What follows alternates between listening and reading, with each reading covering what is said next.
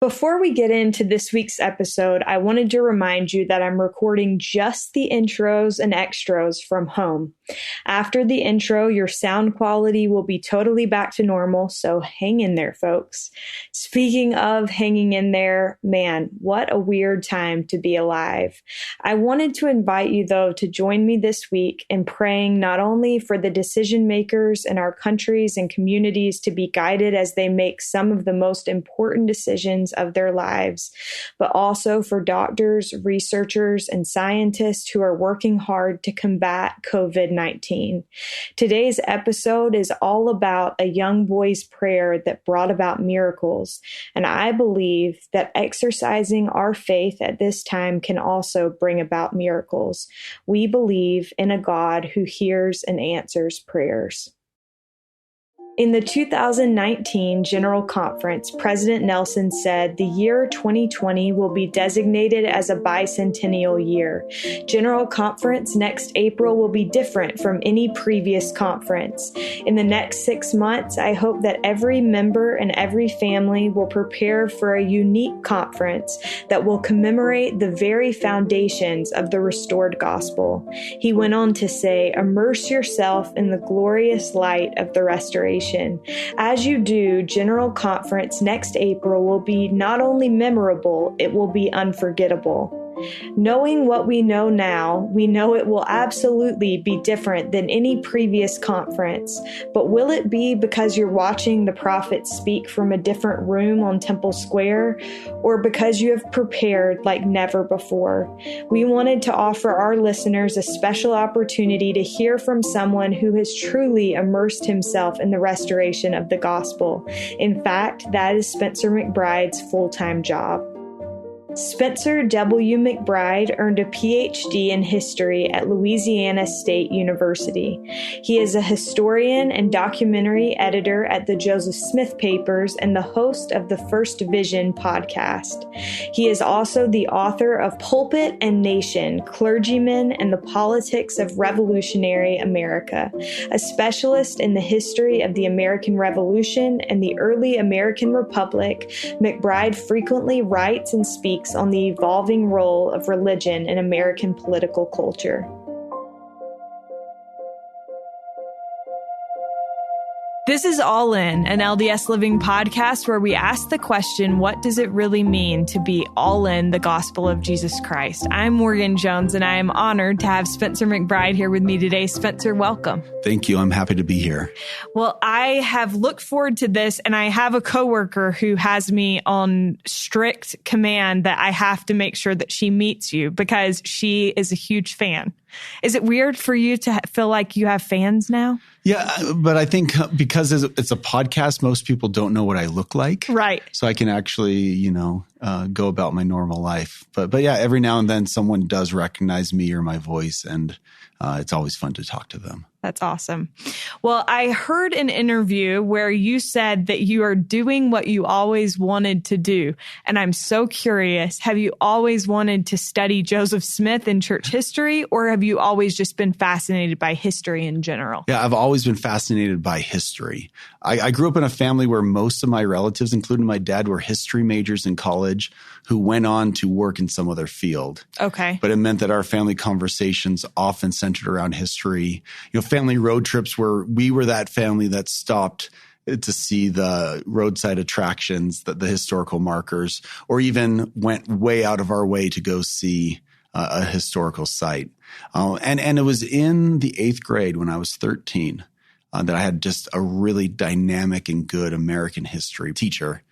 And I knew I wanted to do something with history. And that's changed over the years, whether it was teaching or researching or writing.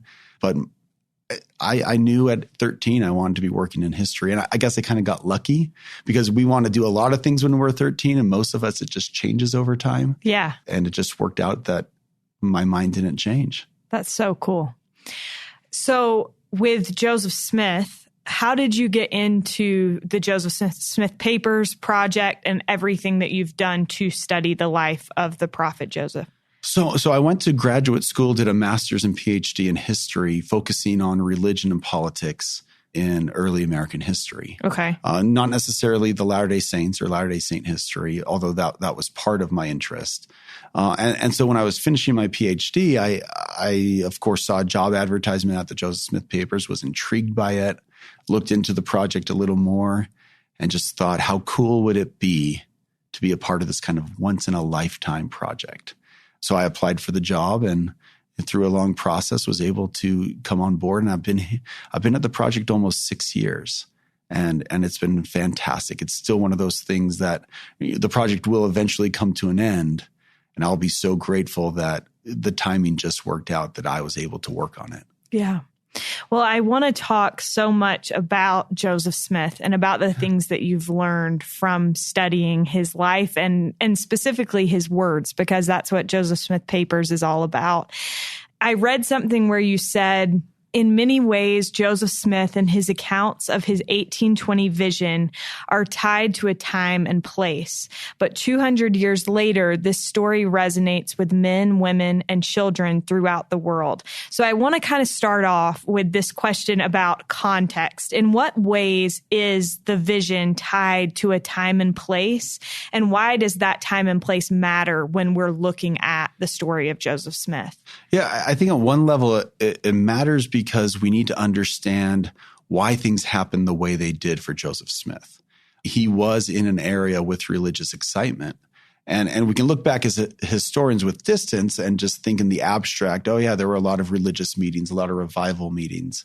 But it helps us to put ourselves in Joseph's shoes, so to say. What would it be like to be a teenager in Western New York when the talk of the town, the talk everywhere you go, seems to be centered on religion?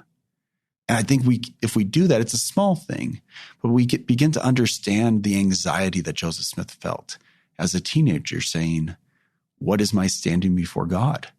And if this is what people all around you are talking about, I think it's easier for us to understand why there was so much worry and concern in Joseph's mind, and why he felt he needed answers at this young age. And so for my teenage years, I don't remember, yes, I had anxieties, I had worries like any teenager. Some of them may have been a little different than Joseph Smith's, but we understand why he worried about what he worried about only when we recreate the world in which he lived. And so it is a story that's very much tied to Western New York in 1820, but the reach and the relatability goes beyond. The world's changed a lot since then. But I think the human experience in many ways has stayed the same. And so we can look to this story, we can look to the peculiarities of that time in history to understand Joseph Smith, but we can also look at Joseph Smith's experience to understand ourselves. Yeah. I couldn't help but think as you were talking about an experience. When I was young, we had a boy in our neighborhood take the missionary lessons at our house. And I remember the missionaries, they had the chart of the plan of salvation and they were talking to us about it. And I remember I was probably 11 years old. And that night when I went to bed, I just laid awake thinking about, and it was so hard to wrap my head around. And so I can only imagine that had to kind of be the way when Joseph is hearing all of these different opinions and thoughts about religion, that it was keeping him awake at night. Yeah, and he even writes in one of his accounts that he would look up at the stars, he would look up at the moon, and those would suggest to him that there was a God.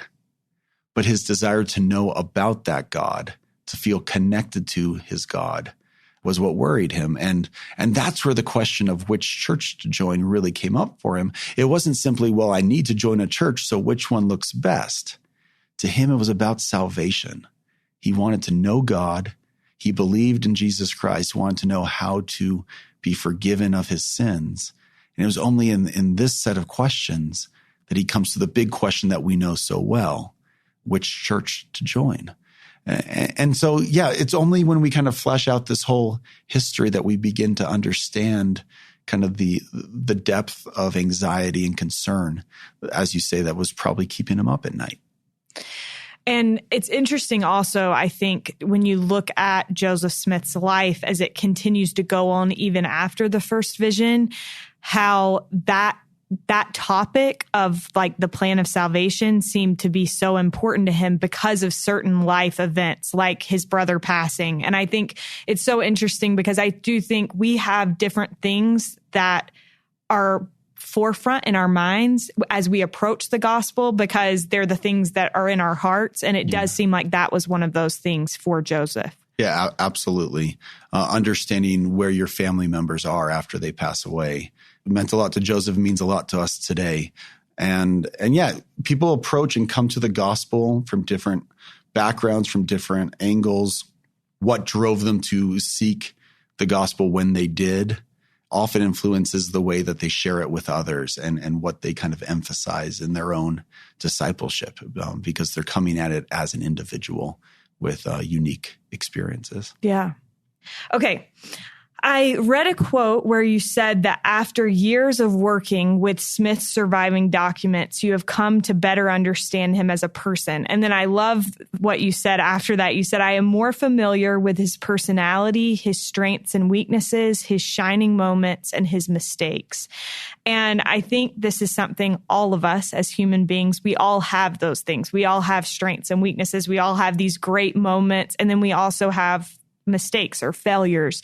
What were some of Joseph's shining moments? And then what were some of his mistakes? Yeah. So, and there's a lot to pick from, but I think with shining moments, you see a sincere and a tough young man in Joseph Smith. He perseveres.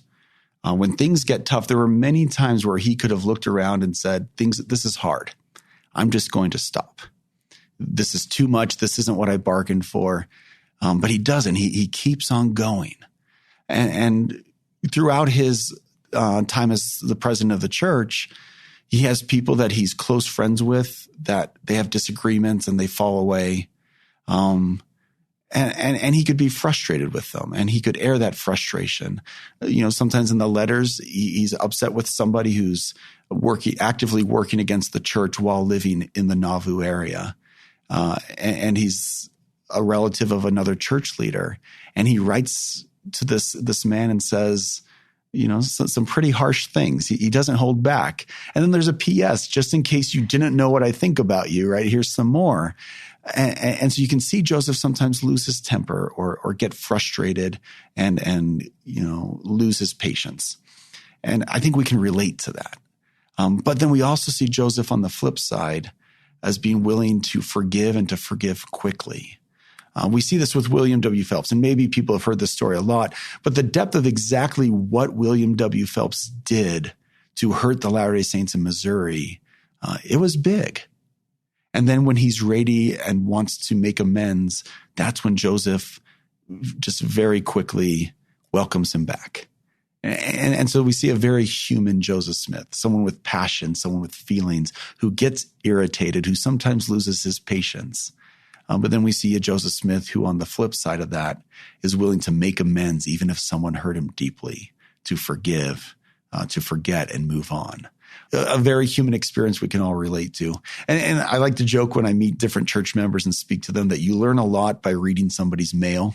Yeah. And that's kind of what we're doing at the Joseph Smith Papers. We're reading his mail hundreds of years later, but it's in those letters that we get to learn more about the man who was called to be a prophet, and not just kind of the figure that we don't get three dimensions of sometimes in our historical tellings. Yeah, I think this is interesting. I just recently was talking with someone who was talking about when you are reading someone's journal and they've passed away, you feel like you're invading their privacy.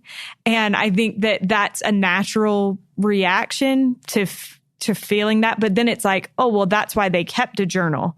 So when you're reading these things, how does it kind of humanize Joseph? How has he come alive for you?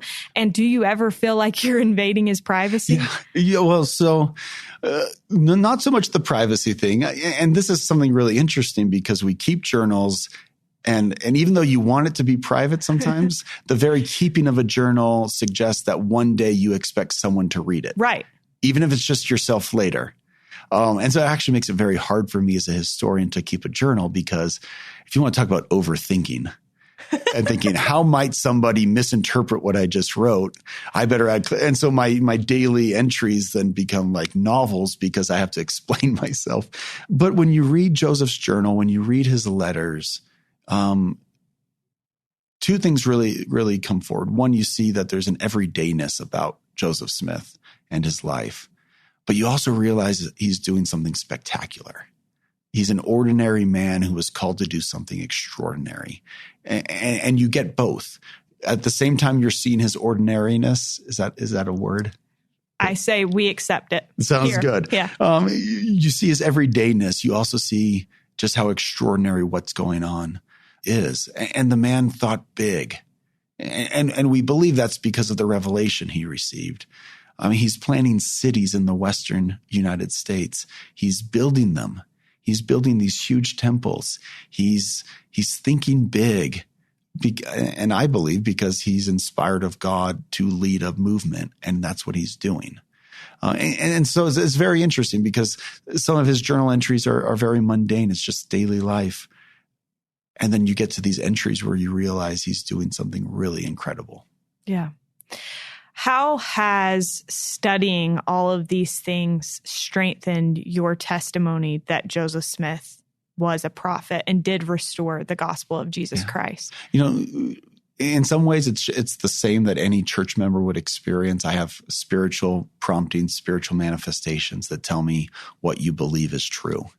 I think on the historical side, so my testimony is not based on this academic pursuit, but the academic pursuit then strengthens what the Spirit tells me. I think there's actually something that builds my faith and strengthens my testimony about the fact that I am familiar with Joseph's strengths, but also his weaknesses. Because when you look back on church history and you see what God can do with ordinary people, back then, it reminds you of what he can do with ordinary people in our own time. And it's not just Joseph Smith, it's all the people around him, the men, women who followed him, who led the church with him. You see these stories of faith, these stories of sacrifice, and this genuine belief. They believed that what they were doing was building the kingdom of God. And there will be times where the Spirit manifests to me, usually in subtle ways, but that's exactly what they were doing, even if they were imperfect in their pursuit of that goal. Yeah. I think that is one of the biggest things that I have taken comfort in my own life is knowing that God can work through us, even when we're very imperfect. I wondered how this study, Spencer, has it changed you at all personally? Yeah. Specifically with the first vision study, President Nelson asked us to start preparing back in October. And as the historian, I was already well underway with this podcast. It was part of my preparation for me was making the podcast with the church. Yeah. And I think one of the things that really stuck out to me more than any other time I had studied the first vision was, yes, Joseph was asking which church was true, which church he should join. But this just deep desire to connect with heaven. And it has me thinking, as I probably should regularly, how am I connecting with heaven on a regular basis? What am I doing to feel the Spirit in my life, to feel the presence of God in my life? Because it's one thing to approach these subjects intellectually, and it's a good thing to do that. But also, what am I doing to feel God in my life on a regular basis? Because that was one of the things Joseph Smith wanted more than anything, was to know about God and to know his standing before God. What am I doing to bring that into my life? And so it came from my study of the first vision and understanding the way Joseph Smith approached the pressing questions of his soul, that it was almost a chance for me to remind myself I need to have both sides of my spiritual pursuit, both the intellectual and the feeling, the emotional. Yeah. We just had someone in here for an interview, and she was talking about that, about how sometimes we in the church spend so much time learning about God, but we don't spend a ton of time with him. And I think that's a powerful thought, and that's Joseph when he went in the grove. he didn't go in trying to learn about God, although we did learn a lot about God from his experience. He went in to spend time with God. Yeah, exactly. That's a great way of putting it too. I want to talk a little bit. You brought up conference, and I love that you said that this podcast was part of your preparation, because in my mind, I'm like, okay, when you're studying about the Restoration and Joseph Smith all the time, what do you even do to prepare? Have you done anything with your family aside from your work? Yeah, I've done a lot with my children. My wife and I, we talk to them about what the Restoration is, in addition to how the Restoration blesses your life. This is another thing I think that it's benefits for us to remember, because we become very good in Sunday school and other church classes at saying, this is how the Restoration blesses my life. And it's good to be aware of that. But we also need to know what the Restoration is. I want my children to know how the Restoration blesses their lives, but they need to know what the Restoration is in order for that to be as powerful, as impactful as it can be. So we've talked about the apostasy. We've talked about the falling away from Christ's time to later modern times, and what was being restored by Joseph Smith. What was he bringing to the world of Christianity to help us better understand Jesus Christ and his gospel? And so, and with kids, you need to find the right ways to teach that, right? It's not a college lecture. You find different activities, different object lessons, ways of teaching this. But it's been really useful, I think, for us to think not only how does the Restoration bless my life, but what was restored. Yeah. I wondered, as you were just talking about that, I think it's been neat to see how excited people have been about the Restoration and about these challenges from President Nelson. For someone who has devoted so much time to the study of this stuff, what has the kind of renewed excitement meant to you? So it is, I'm a historian. Anytime people get excited about history and want to talk about history, I am 100% there for it. Yeah. And so that has me really excited, because there's an interest, there's an excitement for studying this time period. And there's folks at the Joseph Smith papers, my colleagues and I, we're always happy to talk with people about this. And so it's given us an opportunity to speak with a lot of different audiences about the history of the Latter-day Saints. And so I think at one level that gets exciting, but even at a personal level, as a Latter-day Saint, this history means a lot to me personally. My parents are converts, but we have distant family members who were with Joseph Smith in that time and place during his lifetime. And so maybe I don't feel always the strong personal connection to this history in that all my family members were there. But it's a story of my faith, and it's a story about my faith's past and how it became what it is today. And so it's really, I think, exciting to be with my fellow Latter-day Saints and look at why we believe what we believe. Yeah. Before we go on, I want to ask you, you mentioned that your parents are converts. Yeah. How did they come in contact with the church, and how has your parents being converts of the church shaped your experience as a Latter-day Saint? Yeah, so that's a good question. My parents joined the church a few years before my siblings and I were born in the 1970s, living in California. And my mom joined before my father did, but they were very, very purposeful in their commitment to joining the church. And they've been strong and faithful members ever since. I wonder to some extent sometimes if their perspective rubbed off on me in a way that the house I grew up in, this is just what we do in terms of religion and church.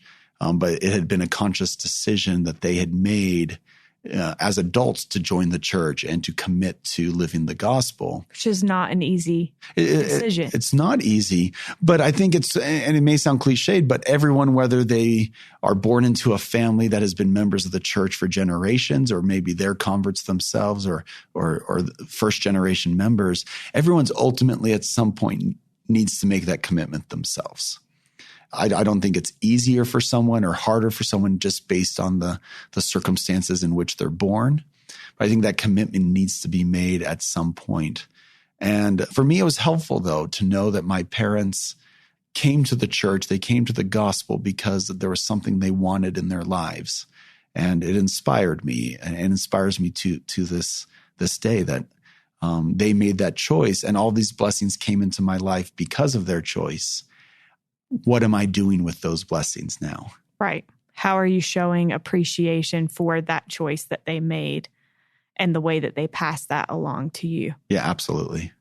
And I think you're right. I think I grew up, my family has been in the church for generations, but I think the same thing about my parents. Like, they made tough decisions. It wasn't whether or not to join the church, but to stay in it. And how am I showing appreciation for that choice? So I love that you brought up that it's an individual thing. I know that you said that Joseph Smith started studying at the age of 12. And I wondered, what do you think the youth of the church specifically can learn from studying the first vision? Yeah, and I think, Joseph Smith's adolescence on a day-to-day life probably looks very different than it does for most teenagers in the church today. Yeah. But I think there's a time in Joseph Smith's life where he's starting to worry about things. And I think that's something that every teenager in and out of the church can relate to, the anxiety, the questions that come in that phase of life. And so the way Joseph approached it, he approached it very thoughtfully. He approached it very carefully. And he approached it faithfully, believing that if he prayed, God would provide answers to him. I don't know. I don't think that Joseph knew exactly how dramatic the answer he would receive was going to be when he was 14. And most of us don't receive the same dramatic visions that Joseph did. But I think the lesson there is when you're in that time of your life as a teenager, when you're filled with worry and anxiety and concerns, that you can turn to heaven. And that in one way, shape, or form, heaven's going to answer and help you if you're willing and faithful. That's beautiful. Thank you for sharing that. And I think you're so spot on, because if there has ever been a time where young people are experiencing anxiety and concerns, it seems to only be growing. And so knowing that you can turn to God is so, so important. Spencer, with the podcast, I'm curious if there was anything, obviously it's 6 episodes, right? Yeah. Was there anything that you had to cut out that you wish you could have included, but you had to due to time? I think there were some ideas earlier that I wanted to explore in greater detail than we actually did. They weren't necessarily cut at the end. One of the things we wanted to do, we wanted to make this very accessible. Historians are sometimes known for being long-winded, and we didn't want this to be the case. You want to leave your audience wanting more. Exactly. And so that's what we tried to do. The last episode, we talk about kind of the first vision after Joseph Smith's life. How does the sacred grove become a sacred site? A site that's visited by people on vacation every year. But we also talked about why this story of a farm boy praying in Western New York in 1820 resonates all around the world now 200 years later. And we had some really good examples shared. I wish we could have more. I think that's something that if I could go back and we could find the time and space to do it, I'd like to talk to more people from all around the world to know how this story of Joseph Smith in 1820 has influenced and changed their lives today in 2020. Right. And so I don't know how that would have quite fit into the podcast. Maybe that's why it's not ultimately there. But it's something I think about a lot. And especially as people reach out to me after listening to the podcast and sharing their own experiences. The more of those experiences I can capture and share with others, I think we will all benefit from them. Yeah. It is so hard to know how to leave people wanting more in terms of a podcast, because I've listened to some where I'm like, okay, wrap it up, But I think that you guys did a wonderful job with the first vision because it did leave people wanting more and you did hit all the high points. If anybody hasn't listened, you should do it. How, Spencer, do you maintain a faithful perspective while exploring history? Because I imagine while we talked about it, you see the shining moments, but you also see the mess. How do you maintain faith as a historian doing that? Yeah. And it's a really good question. And I think it's an important question because there are times in the study of church history that you come across things that just maybe don't make sense to you. You don't quite understand what you're reading, what you're hearing about. What do you do in those moments? And I use an analogy sometimes when I'm speaking to different groups in the church of this earthquake I experienced. Now, I grew up in California. I've experienced plenty of earthquakes to the point that unless they're big, I don't often even feel it sometimes. Right. But I remember it was about 15 years ago. I was working in the top floor of a tall building in San Diego, and there was a big earthquake, and the building swayed. And I'd never experienced an earthquake that high up off the ground. And it was kind of unnerving to have the building sway. But I remember in the days following this experience, I talked to a friend who's an engineer, and he explained that, actually the skyscrapers are designed to have a bit of sway in them, especially in California for earthquakes, because if they're rigid, they will crack under the pressure. And I think there's an analogy in there for how I approach my faith where church history is concerned. Have a flexible approach to church history. We've talked about this earlier, but understanding that God worked with imperfect people. You're going to find mistakes. You're going to find things that maybe don't make sense, and maybe they're not mistakes. We just don't fully understand them because there's limited records left behind. But there's going to be things that maybe we don't fully understand. But if we have a flexible understanding of how the restoration occurred as a process and not just some miraculous moment where everything went according to a checklist, we can absorb that information and it's not going to send us into a tailspin necessarily. Mm-hmm. And so this is useful because I think it's okay if someone's studying church history and something raises a concern and raises a question. Maybe it instills some doubt in their mind, and it's okay. It's okay to have questions. It's okay to have doubts. But we also, as we work through those questions and work through those doubts, we hold on to the spiritual manifestations we've experienced in the past. We let those be part of the equation too. And so it's this flexible approach to the history of the church. I'm not expecting the past to be perfect, and that allows me to maintain my faith even when, and especially when, I come across moments of imperfection. Yeah. I love that analogy so much. As a follow-up to that, I have an institute teacher who went to divinity school. And he said that the most frequent question that people outside of the church ask him is they say, you've seen it all. You've seen all the things that we've seen, and yet you still believe. Like, I don't get it. How would you respond to people in that situation? Yeah, for me, my testimony, my faith is based on both what I've learned, but also what I've experienced.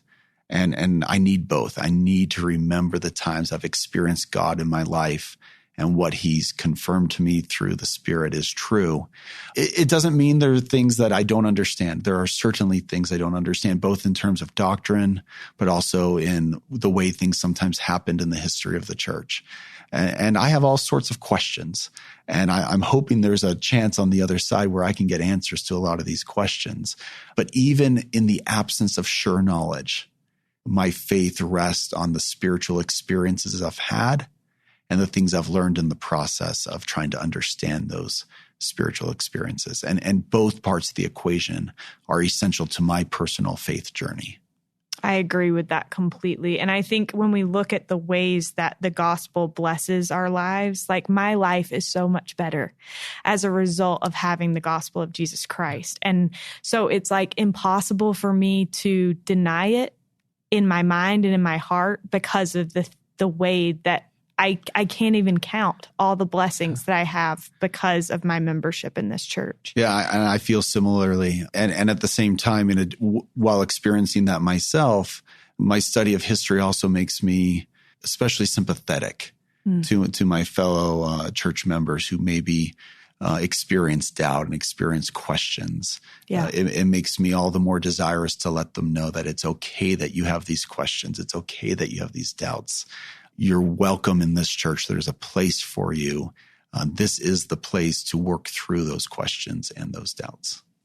That is beautiful. And I think you're spot on, because I've been thinking about that lately, about how we have to create a space within the church for people to question and to feel welcomed, even in amidst their questions and their concerns, because we all have them. And Absolutely. I think to pretend that we don't, like I said, for me, like the gospel has blessed my life in so many ways that I can't deny those blessings, but that doesn't mean that I don't have questions. Yeah. And it doesn't mean that there aren't things that are super hard. And so I think creating that space where we can all come together, because the church is the place to work through those doubts and those questions.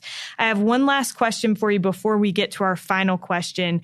One thing that we noted on our team here at LDS Living as we were listening to your podcast is that repeatedly there's a statement made along the lines of revelation is a prolonged process and not simply a miraculous moment. Yeah. And I think this is something that President Nelson has done an incredible job of teaching us in his time as president of the church, is the importance of personal revelation. But how have you seen that in Joseph's life, that revelation is a prolonged process and not simply a miraculous moment? Yeah, it's an important question. And I think when we actually get into Joseph Smith's writings, the actual documents left behind, we see this process of capturing what he's inspired to know, what he's inspired to do, what he feels, what he sees, and how do you share that with the church within the constraints of our imperfect language? How do you describe the things of God in a way that those who have not seen the same thing you've seen can understand them? And that's something that Joseph Smith had to do. And one of the things I take away is that revelation often is a process. Sometimes you feel the Spirit, you know you're feeling the Spirit, but it's not immediately clear what you're being inspired to know or do. And that takes time. And you work through your thoughts and your feelings until you come with action or knowledge that matches up with what the feelings of the Spirit were prompting you. And I think sometimes we receive more revelation than we realize. We just are so focused on what we might call the light switch moments, where the revelation comes in kind of an aha moment. Like instantly we know what we're supposed to do. And those happen. But if we're only looking for those moments, we're missing these quieter, subtler moments. Maybe we're receiving more revelation than we knew.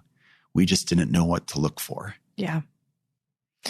Are there any examples of that in Joseph's life where you see him like little by little gain knowledge? Yeah, there's a couple that really come to mind. One is in actually writing the first vision account. So in this case, he's writing about a vision he had. How do you describe this light that came down from the sky? And sometimes he describes it as fire, and then he actually crosses it out and changes it to light. How do you describe a light that's brighter than any light you've ever seen before? And it's hard. And by the time we get to 1838, he's pretty much settled on light. We see this in the manuscript revelations, the handwritten revelations that became the Doctrine and Covenants. And we see him adjusting language here and there, often small things, just to make sure that the written revelation captures the revelation that Joseph had received as a prophet. Yeah. And then I think one of the ones and this really stuck out to me while making the First Vision podcast, Joseph began to understand with time the significance of the first vision. In his very first account in 1832, he writes about it as a personal conversion experience. Essentially, this is how I came to know that God was real, that Jesus Christ is the Savior, and that he will forgive us of our sins. By 35, 1835, he's talking with a minister and he says, "Let me tell you how the Book of Mormon came forth." And he doesn't start with Moroni in 1823. He starts with the Sacred Grove. And then by 1838, they're writing an official history of the church. And this is the account most church members know best. It's in the Pearl of Great Price. And by 1838, he gets it. Yes, the first vision was a personal conversion experience for Joseph Smith. But he recognizes, but it was also about the restoration of the gospel. He sees that it has greater significance. And how many of us can look back in our lives and we have these spiritual experiences in our youth, and they're important to us in that time and place? We recognize that. But it's only with the passing of years and the gaining of experience that we then look back at that moment and say, yes, that was a spiritual experience for me in that moment, but there was something bigger at play there that God saw that I would need later in my life. And we see that with Joseph Smith in the first vision. He gets its bigger significance with time and experience. Yeah. It's amazing how much clearer things are in retrospect than they can be in the moment. But I love that so much. Thank you for sharing that. Spencer, thank you for all the work that you've done on behalf of all members of the church. And thank you for being here with us. My last question for you, and you know this one's coming, is what does it mean to you to be all in the gospel of Jesus Christ? And for me, at its very core, it's a belief in Jesus Christ, but it's also a trust in Jesus Christ. I think those things are related. It's a belief that if I follow Jesus Christ and I keep his commandments, all the blessings he's promised, I will receive. But it's also a trust. It's a trust that when there are things I don't understand, when there are things that don't make sense to me, that if I have patience, if I persevere, if I keep going and do my best, things are going to be okay. And that's hard. Sometimes it's really hard. But it's not just believing Jesus Christ and believing in Jesus Christ. It's trusting that he's taking care of things. I personally believe that, we live in a world filled with injustice, filled with inequality. Some of it just doesn't make sense to me. But I believe that through the atonement of Jesus Christ, when it's all said and done, all inequality, all unfairness will be taken care of through his atonement. And that gives me a lot of confidence. It gives me it strengthens my faith. It buoys me up in tough moments. But it also reminds me that if that's what Jesus Christ is going to do for mankind, as a disciple of Jesus Christ, I need to work to make things better for other people. I need to do things to help ease inequality, to ease suffering, to ease anxiety, concerns, and doubts. If I'm going to trust that Jesus Christ will ultimately ease all those things for me, I need to work to help ease those things for my fellow brothers and sisters. That is beautiful. Thank you so much, Spencer. And my pleasure. A huge thank you to Spencer McBride for joining us on today's episode. We are looking forward to this general conference, and we hope this episode has been helpful in your preparations. We know that at this time we're all out of our routines, but we want you to know how much we appreciate you taking the time to listen. We continue to read every review left on Apple Podcast, and we are so grateful to all of you who have shared this podcast with your family and friends. As always, thank you to Derek Campbell of Mix It 6 Studios, and we'll look forward to being with you again next week.